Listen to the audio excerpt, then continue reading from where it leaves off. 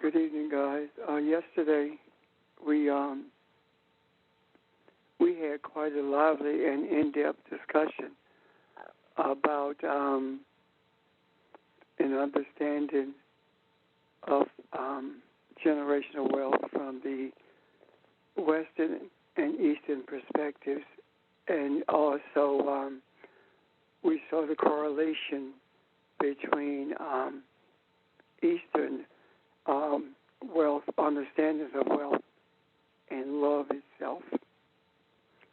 And I wanted to know if you guys have any questions that about yesterday or about anything that has that interests you, or anything that someone has brought to you or you thought of. Are there any questions or comments?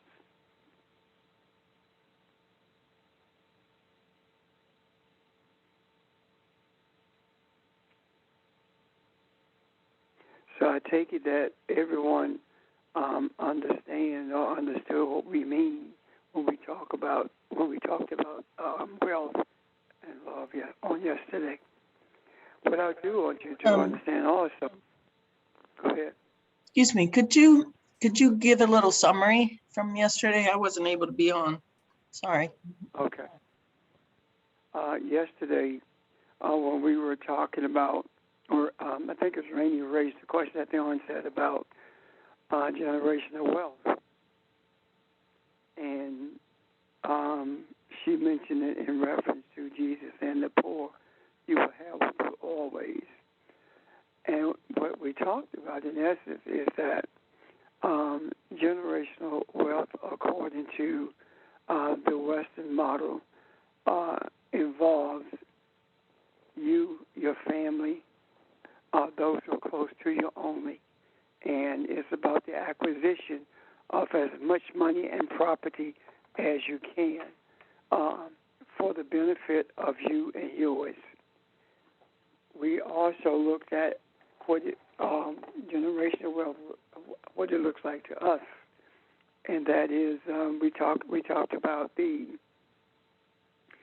idea of the acquisition of wealth for the benefit of humanity, as opposed to for selfish benefits.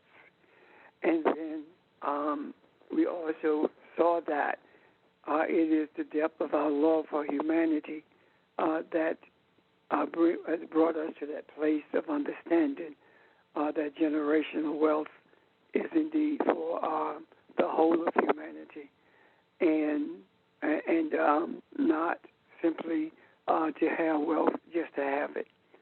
And we also mentioned the idea of being cautious with that, because you don't want to end up in an enabler, and that talking about people who go through the same things over and over again, and you're continuously bailing them out, pulling them out of the trouble that they create for themselves. So that's pretty much the gist of it. Anyone else want to add something to that who was on yesterday?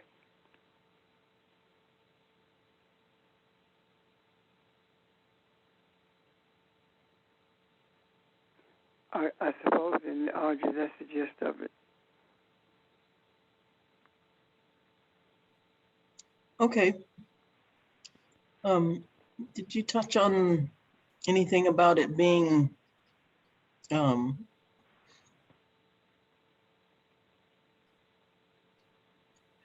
well, I guess I want to say bad or good, but that's not really what I mean. Because Uh, beneficial? because it Not can be beneficial? good, but it can be bad also. Yeah, Anyway. and that's, yes, absolutely. As a matter of fact, we see the results of generational wealth based upon capitalism. Um, the only people who live under a capitalist system are the people who don't have any, who have the least. Um, the ones who, the Bezos, the Walmart kids, Elon Musk, those guys, they are the ones who actually live a socialist life because the government allows them to escape taxes. The government also gives them support in various ways other than allowing them to escape taxes.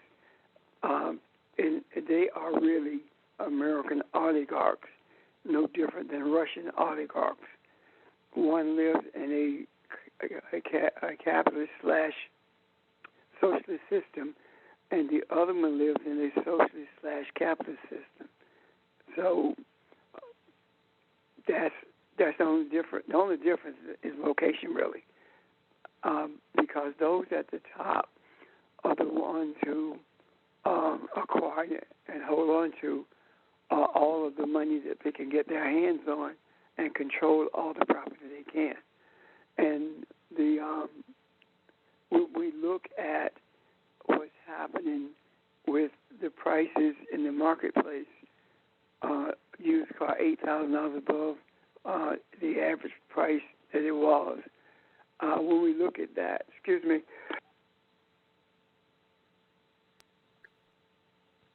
when we look at that, what we see is as wages increase, those at the top began to increase prices. And the result of that is making sure that $20 doesn't buy any more than $8 an hour. And there are those who say it's impossible for that many people to get together and make those kinds of decisions. Please understand that nothing in this world happens in a vacuum. When it comes to money and when it comes to the taking of resources, all of that happens through intricate planning. And the thing that backs it up is the weaponry that they control. So that's pretty much where we are with that, Ms. Audrey. Okay, thank you. You're welcome. Any questions about that or comments? Because I'm sure I've left something out. We also, this is Barbara. Good afternoon. Good evening. We also talked about if we say someone is wealthy, it implies that someone is in poverty too, and so it implies that wealth implies poverty. And we talked about it from the Eastern perspective that that wealth is all those spiritual kinds of things that are non-materialistic, that make for wealth in our spiritual lives, like joy and love and peace and loving kindness and wisdom, knowledge, understand, those kinds of things. But a capitalist would see that as we are poor, particularly if we have all those things and we don't have money, or we don't have the money that a capitalist has. And so what we are saying is that what it is that the capitalist really is the one who has material gain, but that means nothing. They are poor in terms of their spirituality and in terms of spiritual gifts. So in comparing that, the Eastern perspective of being rich and the Western perspective of what's poor is totally the opposite of each other.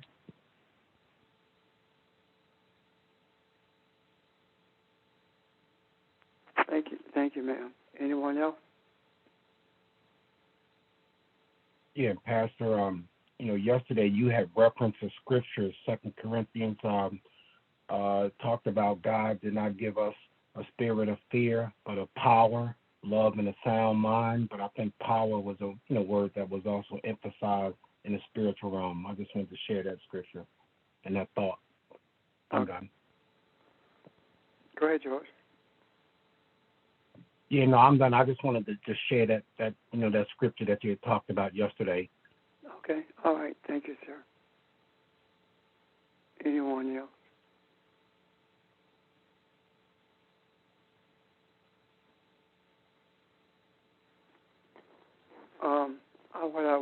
What I want to say in regards to that, what we talked about yesterday, what we talk about all the time, is something that I said, I guess the last time. That is, when we talked about and not being, that you're not using this as a checklist, please understand our objective is not to teach you anything, really. Our objective is to wake up, make you aware of what's already there.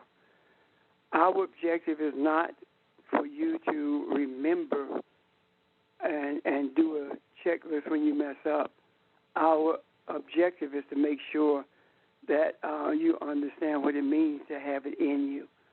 Because when you embrace something, you don't have to regurgitate it every time that you do something that you feel uncomfortable with. When you embrace something, it begins to guide you, and it begins to show you what it means when you do something that's uncomfortable, what you are to learn from it. And if you don't see what you are to learn from it, then by your embracing it at some point in your life, you may or may not see what is to be learned from it.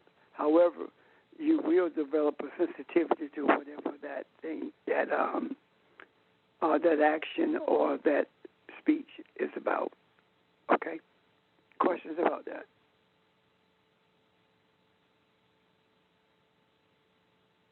Comments?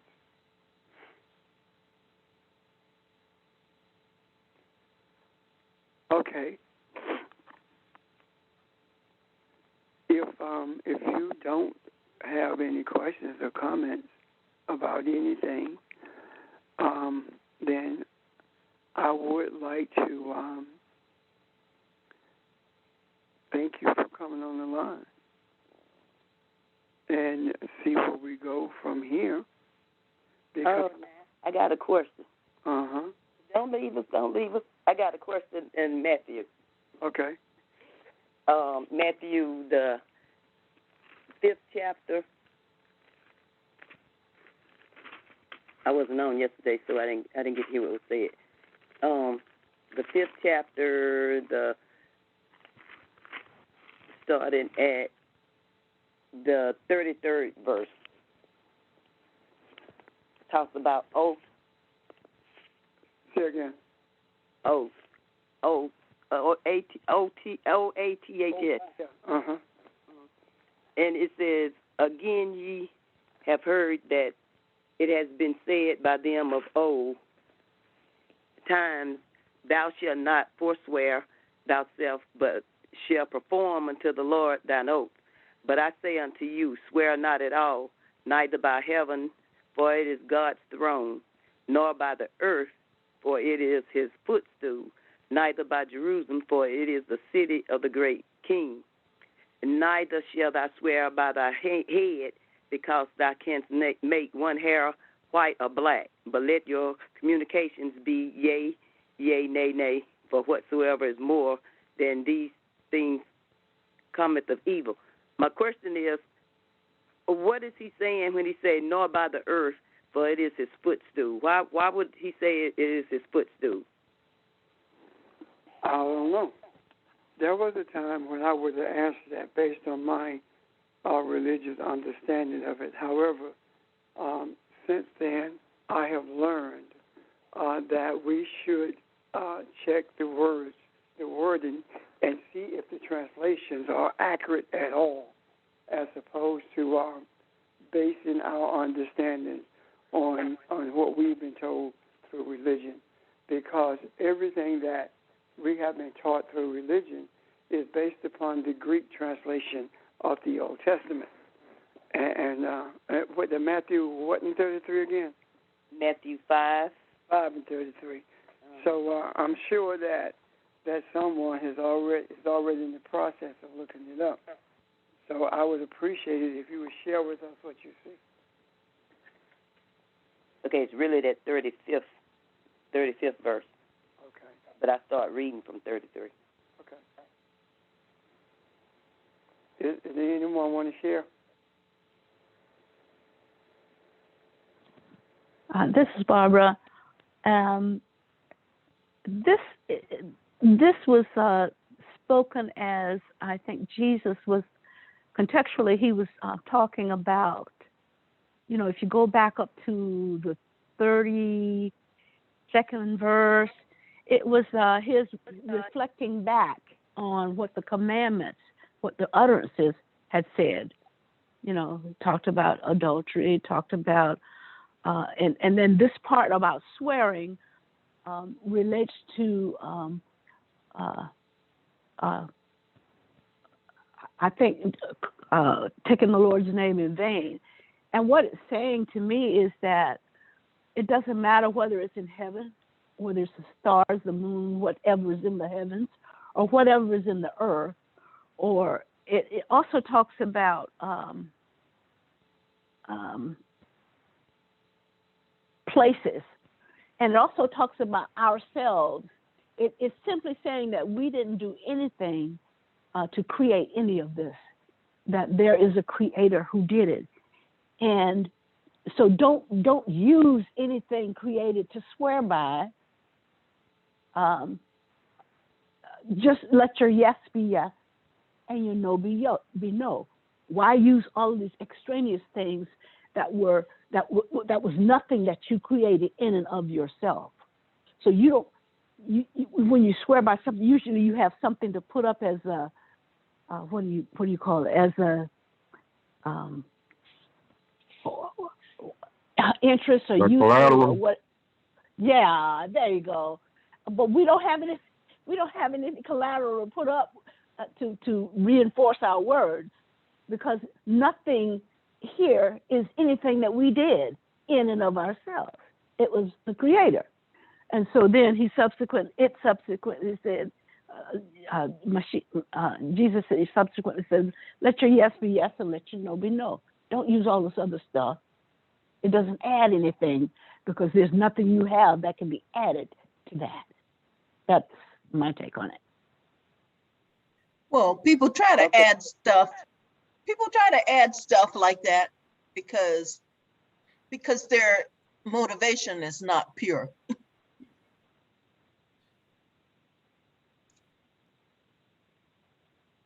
Or they want to be seen in a different light, with different with power, as George said, that word power.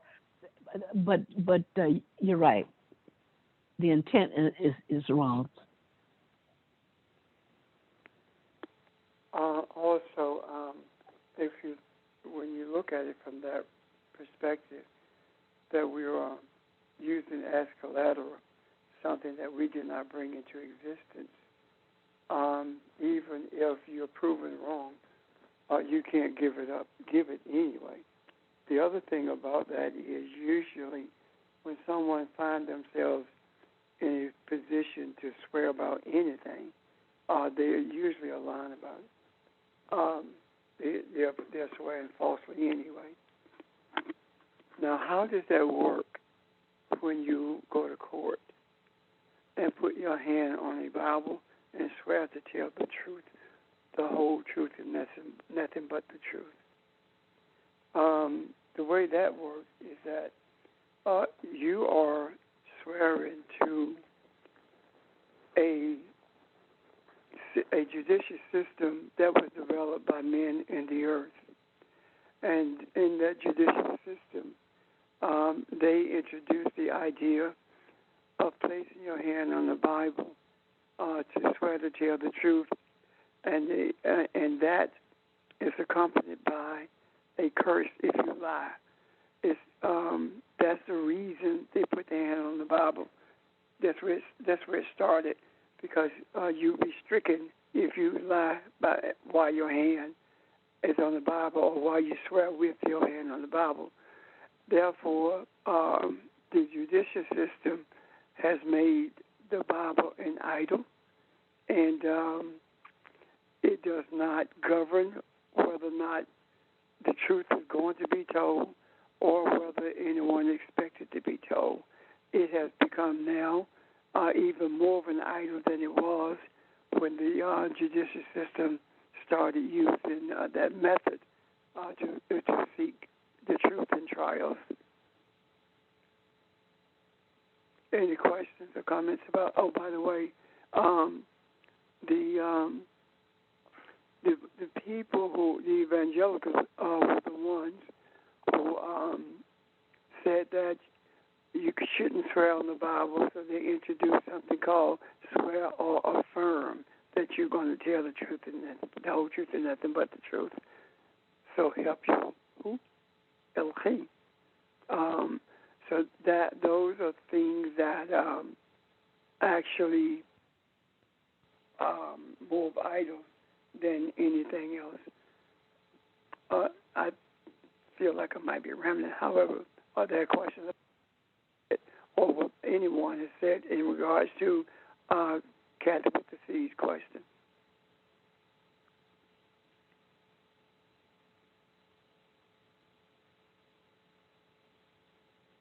Hey, Rep, this is Charles. Is that the same thing as that's what man created on earth of that situation with putting your hand on the Bible to tell the truth? Ain't that was man true of the whole situation? That what we got it, the what we is now? Well, it was man's lies actually, because it did get us where we are now. If you really think about it, during the period when Emmett Till was killed, when he was murdered, when he was tortured to death, the judge, the jury, everyone knew that not only were those guys lying, they knew the woman lied as well. And they were willing to put their hand on the Bible and swear by Elohim that they were going to tell the truth.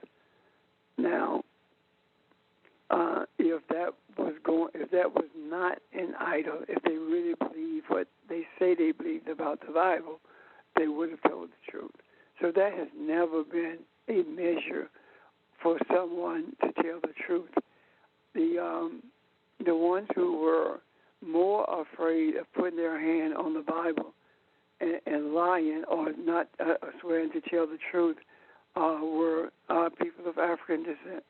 Africans were afraid of that because they had been indoctrinated to the extent that they truly believed that something would happen if they swore with their hands on the Bible and swore by God that they were going to do a thing or they were going to tell the truth about something. So the ones who actually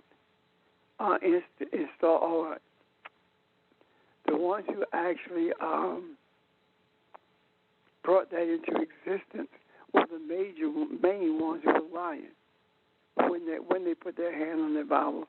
And I suppose that they could do that because when they say, "So help me God," the God that they were referencing is not the God that created us, it's the God that they created.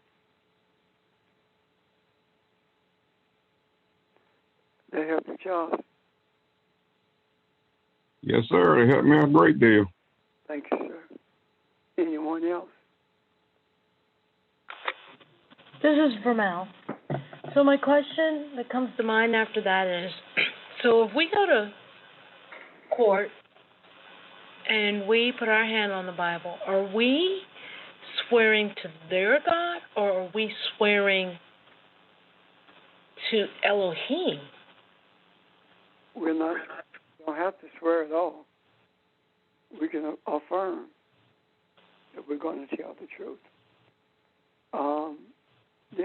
The issue with that is this. Living in this society, understanding what the rudiments are, then we abide by those rules as long as they do not cross the line where we are actually lying based on Scripture, where we are actually know that we're going to lie. Whether we put our hand on the Bible or not, if we lie, we are still in the same place we would be even if we put our hand on the Bible. Okay, so when we're doing that, then we're just following the instruction of render unto Caesar Caesar's things. Pretty much. Okay, got it. Thank you. Anyone else?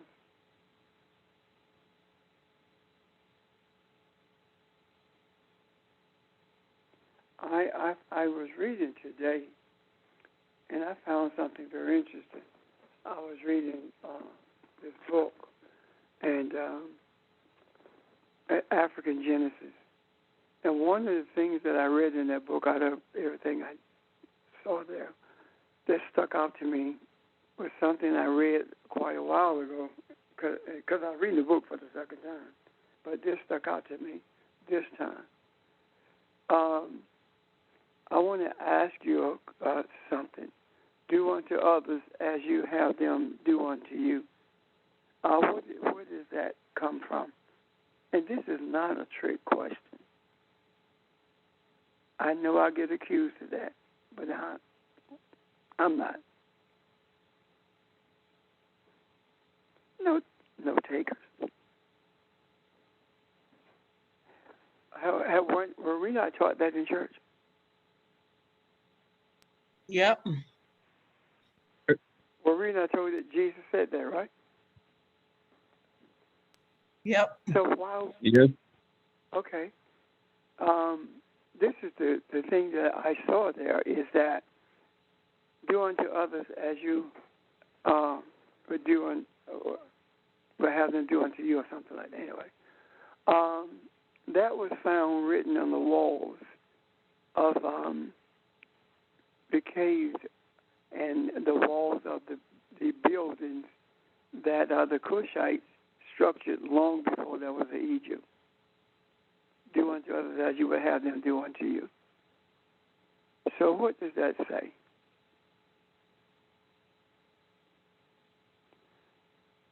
I think it was yesterday, maybe.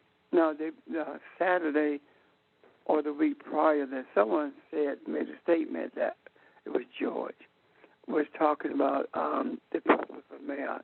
That much of what we were talking about doing with the utterances were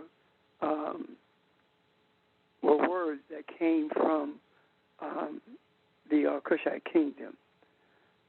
So if do unto others as you would have them do unto you was found written on those structures, and this was written thousands of years, or hundreds of years, rather, before that was in Egypt, then does it not follow that the principles from the Cushite kingdom up until even this day have not changed at all? People have sought to change them, but the words that Jesus spoke are also words that came from the Cushite kingdom prior to that being in Egypt, which means that these words were known prior to Moses having received them at Mount Sinai. Questions or comments?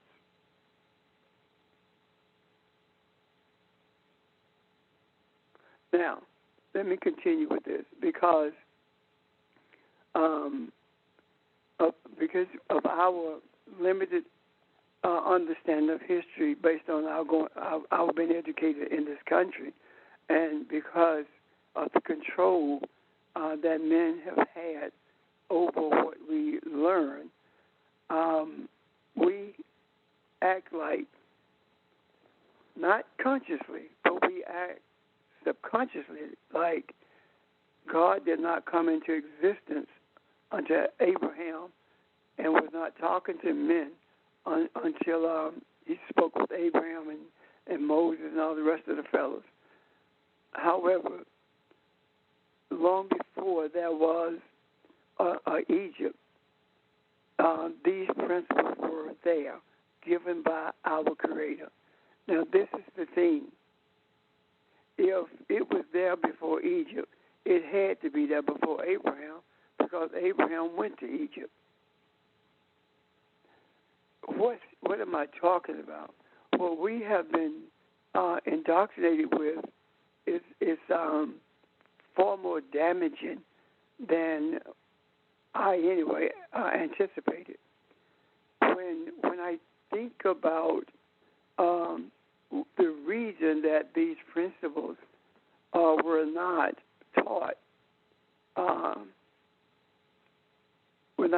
in the way they should have been, with the understanding that these thoughts, these words were endemic to the Cushite kingdom, and they traveled through the centuries, and other generations received those same words that were in the Cushite kingdom. Now, right now, there are people on the phone who are uncomfortable in a way and trying to wrap your mind around what I'm saying, because how can this be that Moses got some writings from the mountain at Mount Sinai, and these writings were in existence before there was a Moses, before there was an Egypt. The reason it has been cut out the way it has is simply because, in order to admit that these sayings were in existence prior to Egypt, you have to admit where they came from, their origin.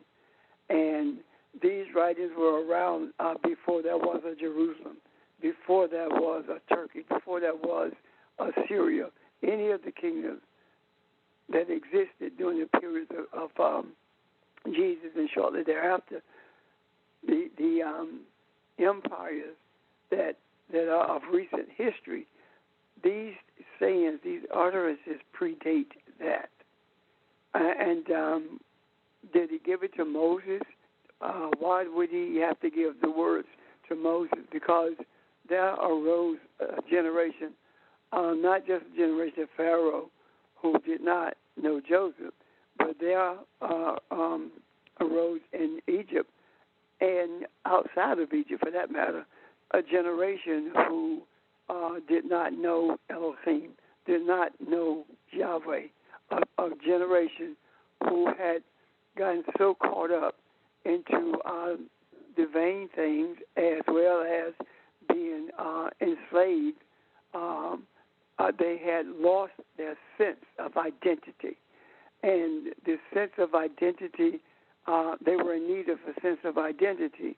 And by virtue of giving the 10 utterances at Mount Sinai, they were able to learn who they were created to be.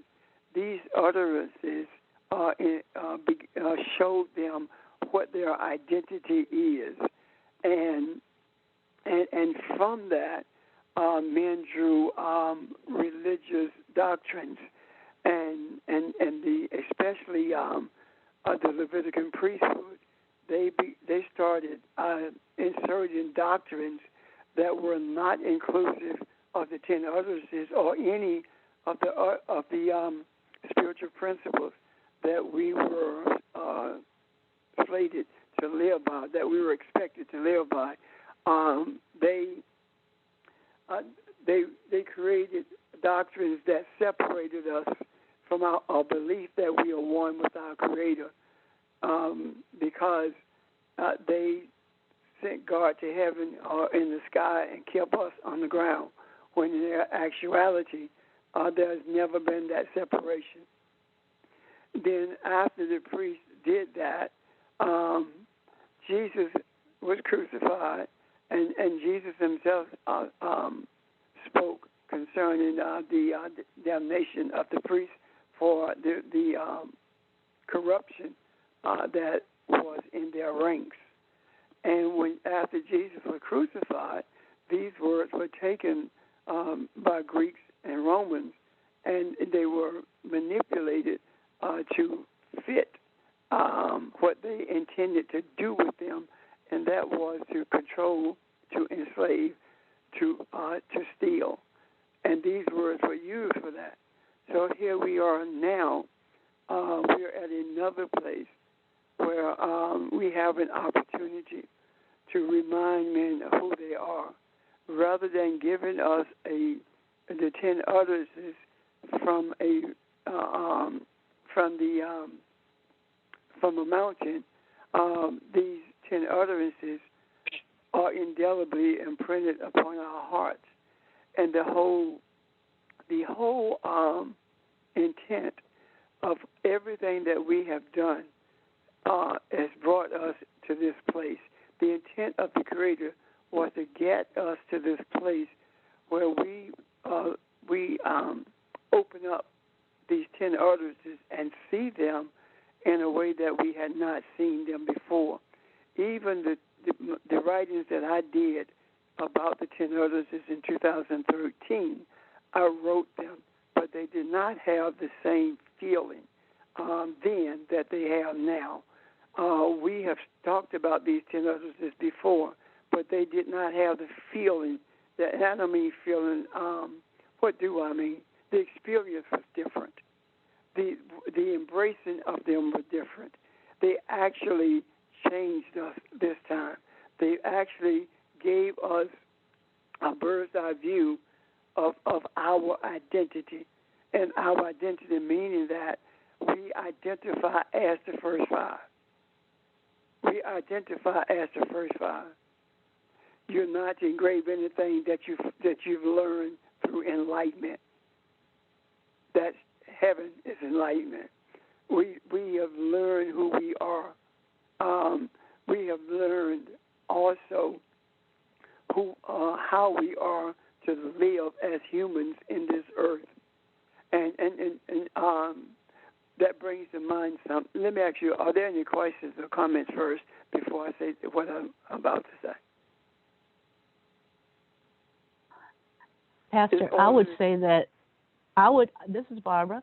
I would say that these intentions, these guides, these sayings were in the earth realm ever since creation, because Elohim created and then Elohim ceased. So they were available. Everything that was created then. Even these, and so if for those individuals that were present long before Abraham, they were in the macro, and there were people who were more spiritual than others, and so those who were closest to the earth and closest to the essence of nature, et cetera, had access to these same themes, if you will. They may not have been spoken just like they were from Mount Sinai, but the themes were there of there's one God, that you don't kill someone, all of those themes were there.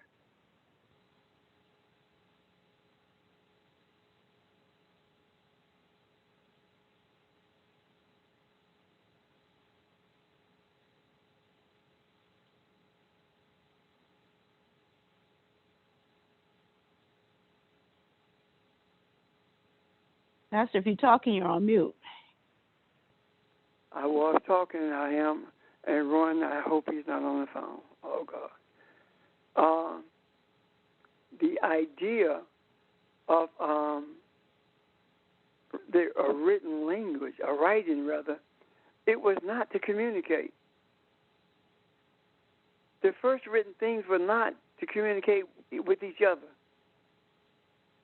They were written to leave a record. The Creator gave us the ability to write for record keeping. for others to know about God, for others to know the spiritual things, and it developed into a means of communication between people.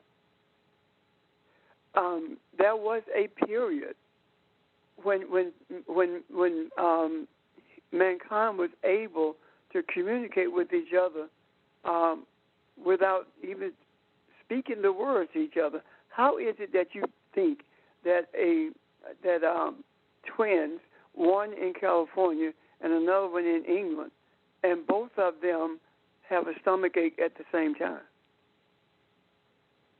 That's communication without uttering words or writing words. This is the kind of communication that we are privy to. We engage in this type of communication when we talk about what we were shown, and we teach it. So what are we doing? If we were shown this, then what we are actually doing is saying what we see our Father say. Does that make sense? Well, it has to, because it's in the Scriptures. Jesus did that. So that's the kind of thing that we are talking about here. Today, I'm gonna put you on the spot, Barbara Jean. Today, Barbara called me and read something that she wrote in 2011, and I think it is fitting for what we are talking about. So, please, Barbara, would you read it? These are about her dreams. Okay. Yeah, I usually, well, I did back then, and I'm doing it more now. I wrote my dreams down as I remembered them, and of course, as dreams go, they're couched in layers, so that by the time you get them in your consciousness, that what you understand them to be in your conscience. But anyway, this was written in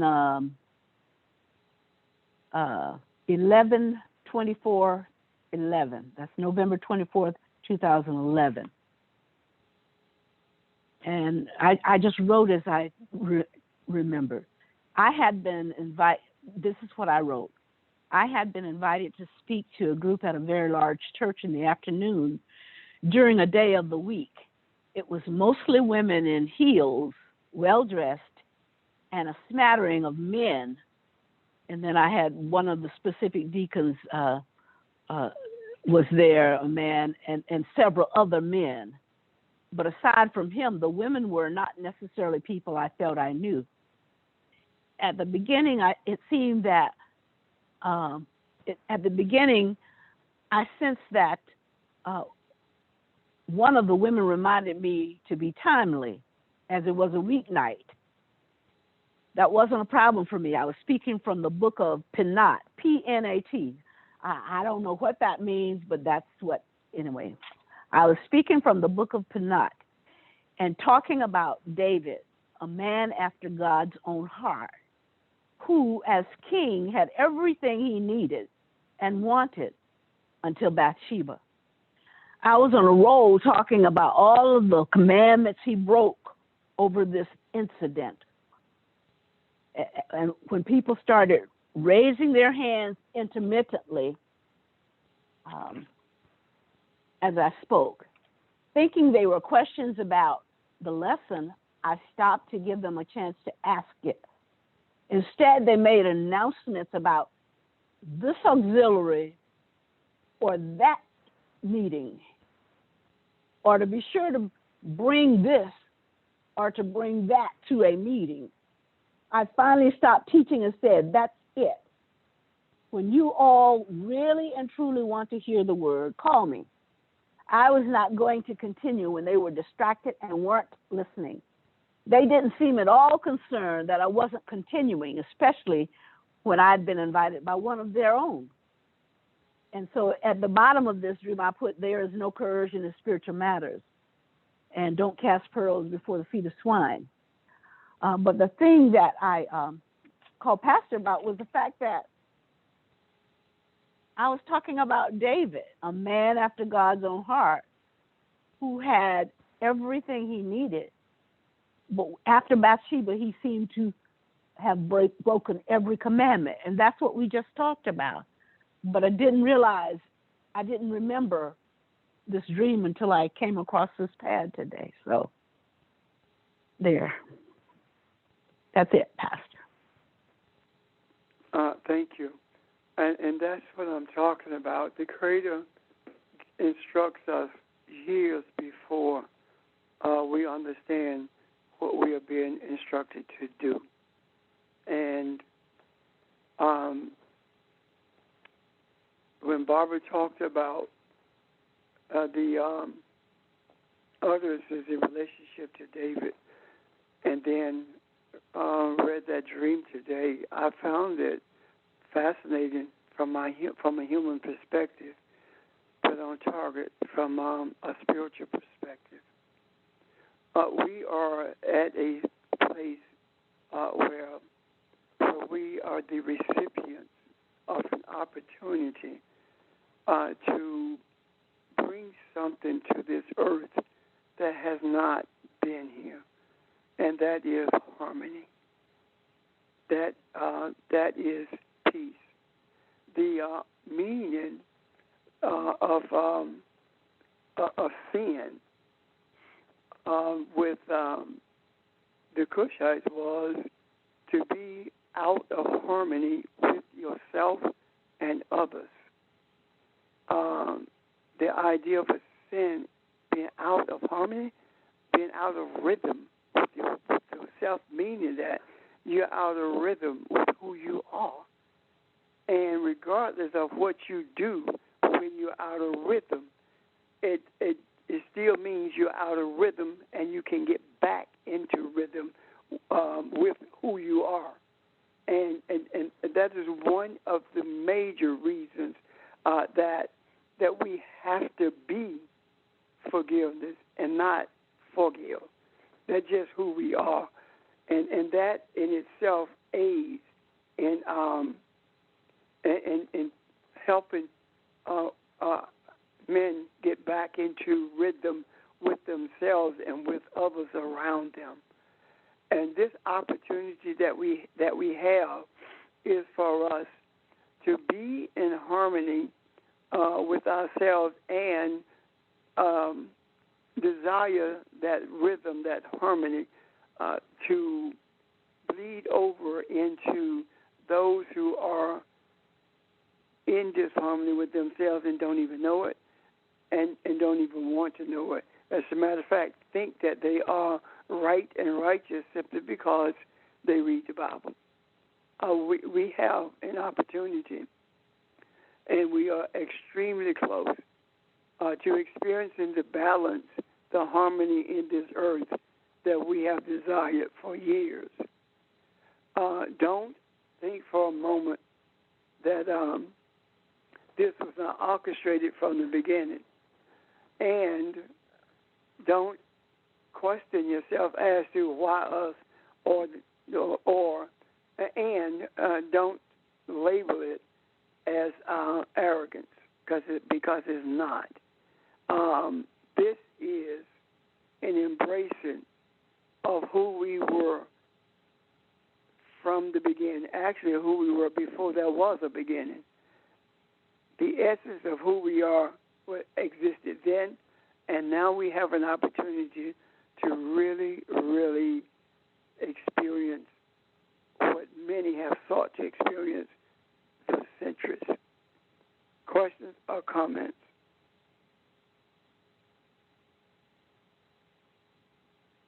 I have a comment, Reb.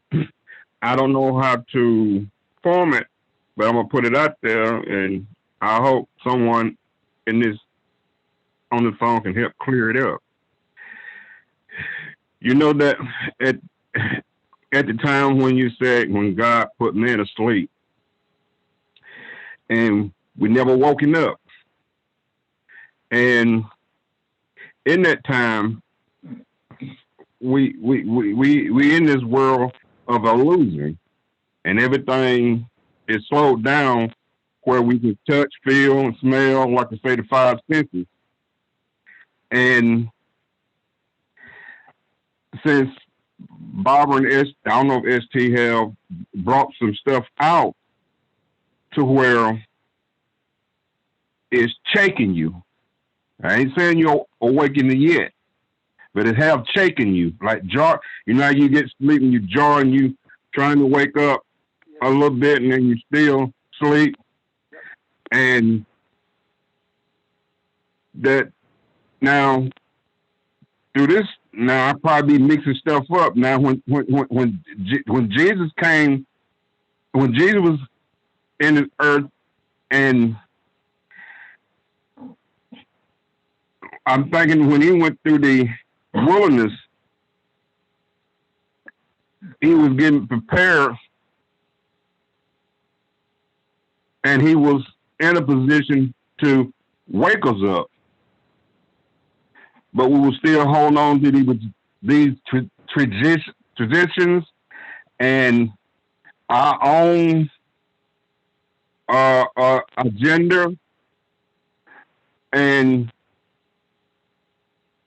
we're liking where we is.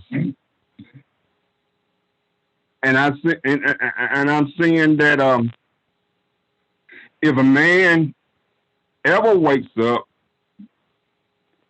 he will be as he was in the beginning, and he could be able to change the things that Jesus told him that he'll be able to do, and greater things he'll be able to do. Do you understand what I'm trying to say? I do indeed. You said it. Not trying to say that. Actually, we are in the throes of. We are in a place where we are being awakened from that sleep, where we became aware of our essence.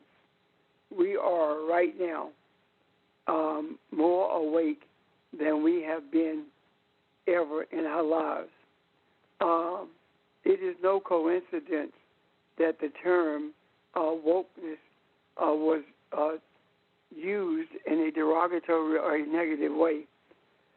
That whatever happens, whatever we do, when we make efforts to enhance humanity, there is always a challenge to it. And the challenge to it is there because of the energy that has been formed in a way that is antithetical, or in a way that was not prescribed for it. So it is our responsibility to repurpose that energy, to reshape it, and bring it to a place where it is beneficial to humanity. And we cannot do that if we are not awakened. If we are not awakened, we will still be traveling the journey that religion has made for us.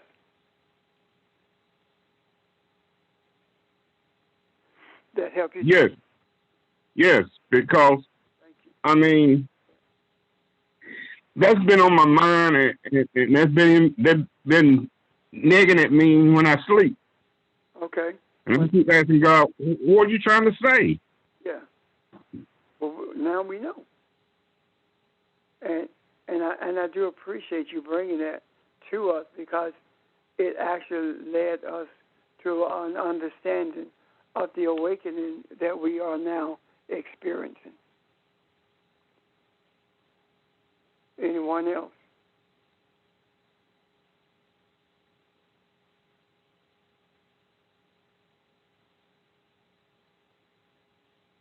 Okay. Well, there is no reason. Pastor, sorry. Uh-huh. I was just collecting my thoughts. I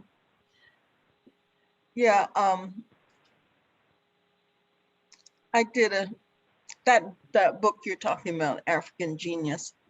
It also talks about the fact that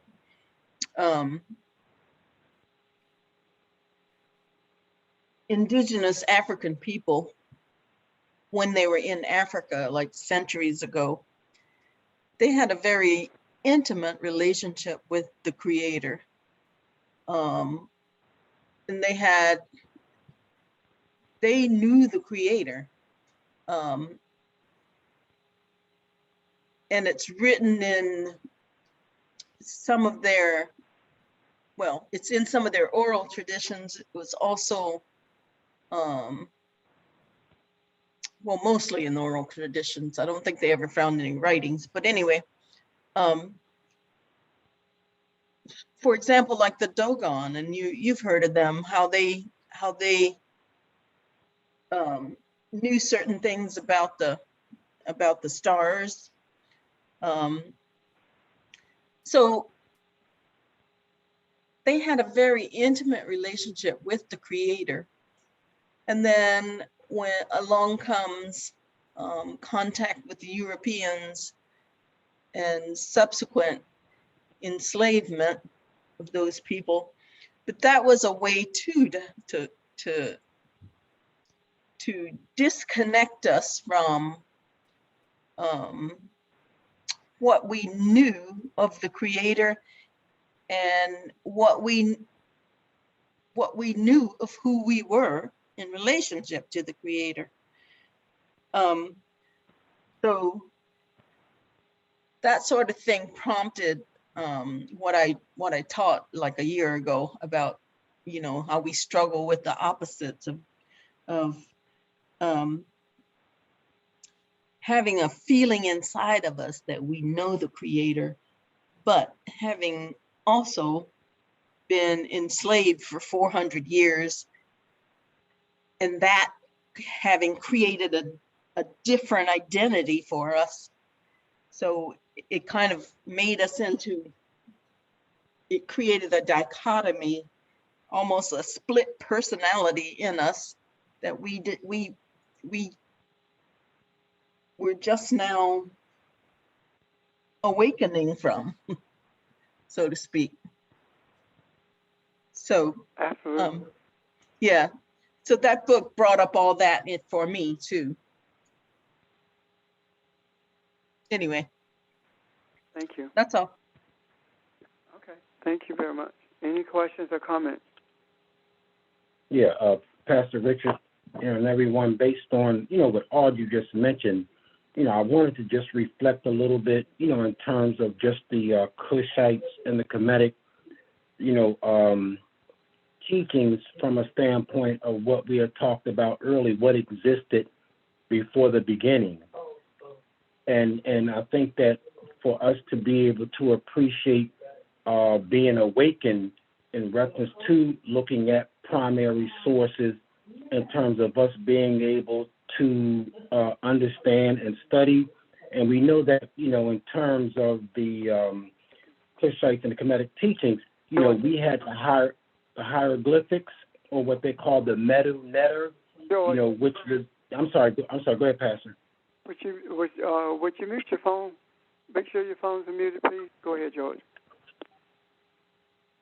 Okay, yeah. What I wanted to say is that in terms of looking at the primary source, sources, I was reading the book Shabaka Stone, and so Shabaka Stone talked about the Kemetic and the Cushite teachings.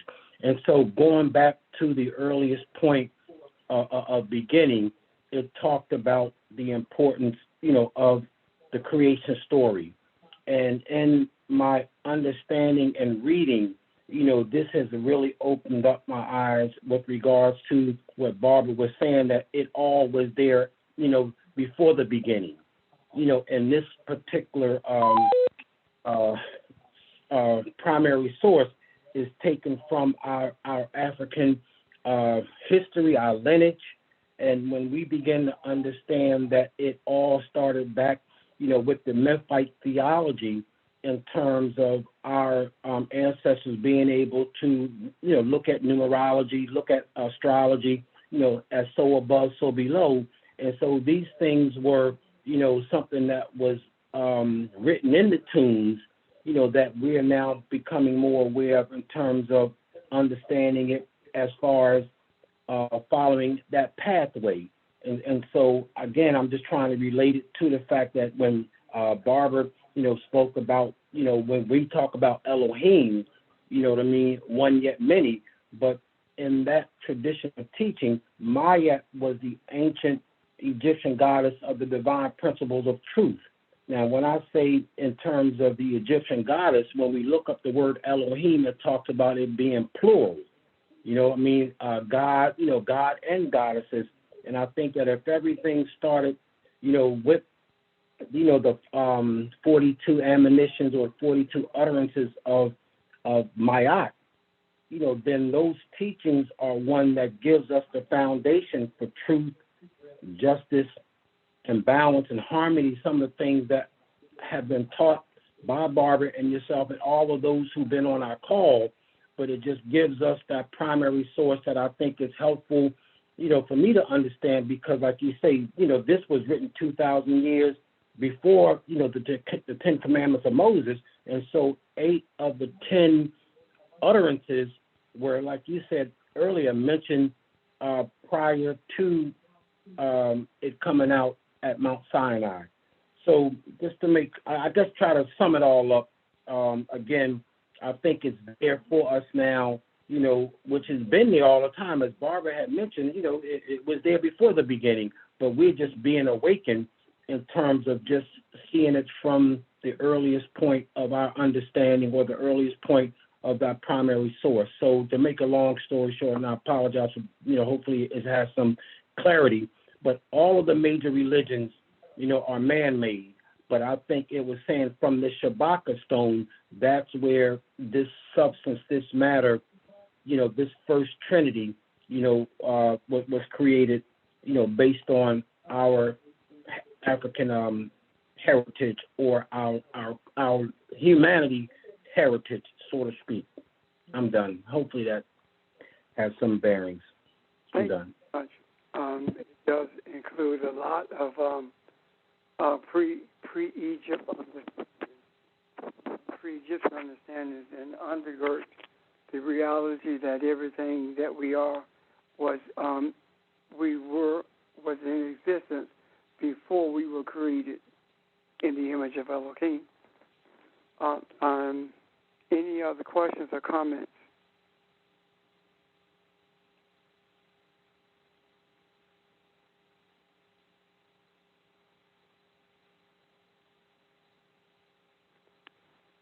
Okay. Thank you for your time, and I appreciate your presence. And we will talk again on Saturday. Have a good evening. Thank you so much. Thank you. Thank you. Thank you. Bye. Bye-bye. Bye, Sam. Good night. Have a good evening. Bye.